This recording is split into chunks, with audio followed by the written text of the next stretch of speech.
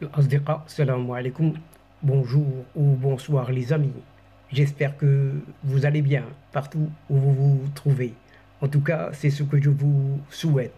Et pour le meilleur de toutes les situations, partout où vous vous trouvez. Bienvenue sur votre chaîne Bled Magharibia, qui traite comme toujours de cette actualité nord-africaine. Et c'est une chaîne qui attend beaucoup de vos encouragements parce que ils nous font beaucoup de bien.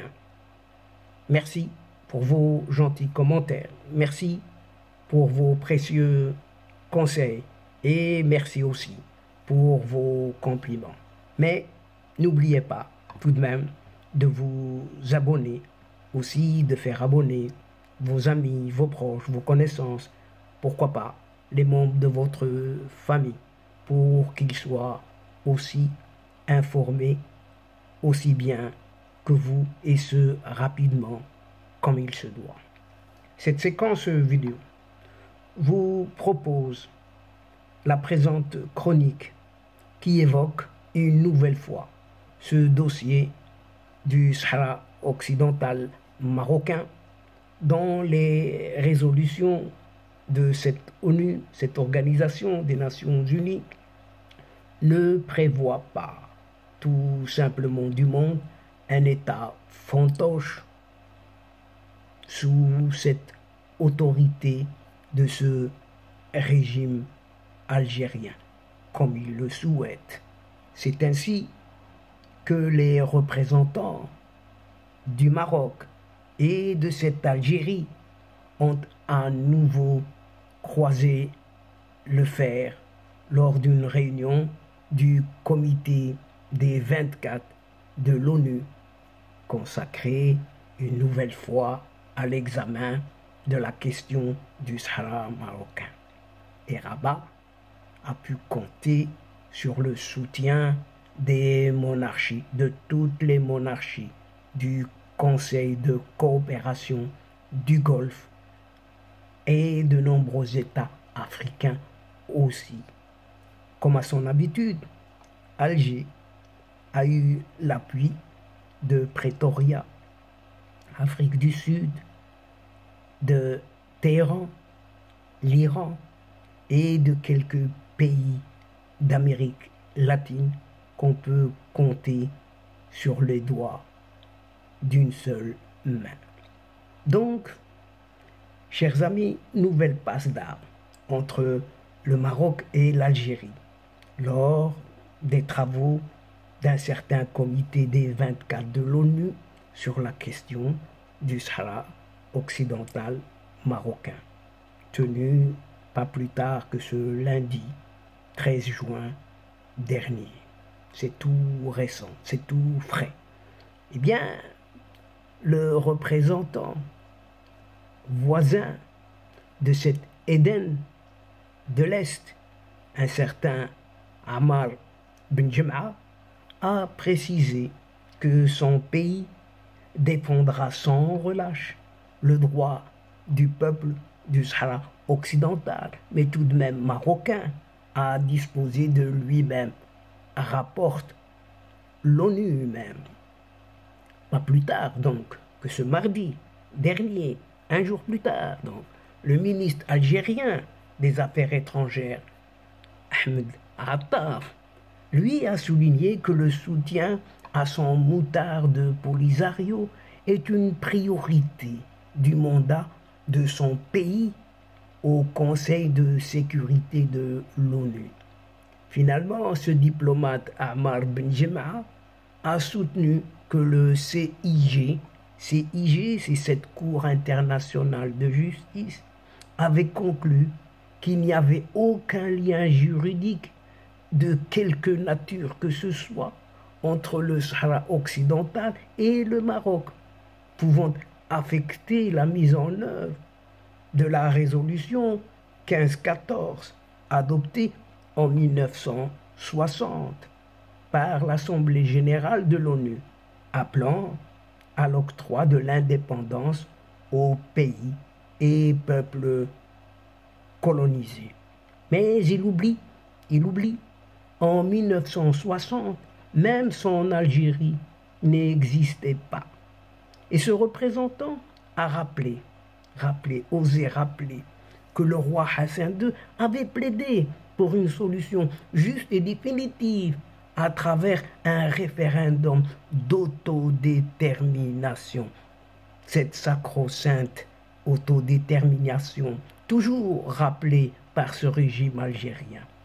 Il a aussi proposé aux membres du comité d'effectuer une certaine visite à Laayoune et à Tindouf pour voir la réalité du terrain, indique cette même source.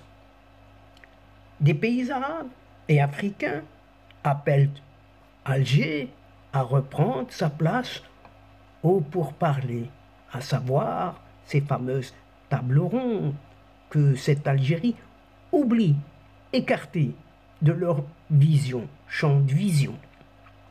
Dans son droit de réponse, cette fois-ci, l'ambassadeur Omar Hillel, ambassadeur du Royaume du Maroc à l'ONU, a réaffirmé que la décolonisation des provinces sahariennes du Maroc a été définitivement scellée depuis le retour à la mère patrie en 1975 et de préciser que la question du Sahara marocain est examinée par le Conseil de sécurité sous le chapitre 6 de la Charte des Nations Unies en tant que différend régional entre le Maroc et l'Algérie seul.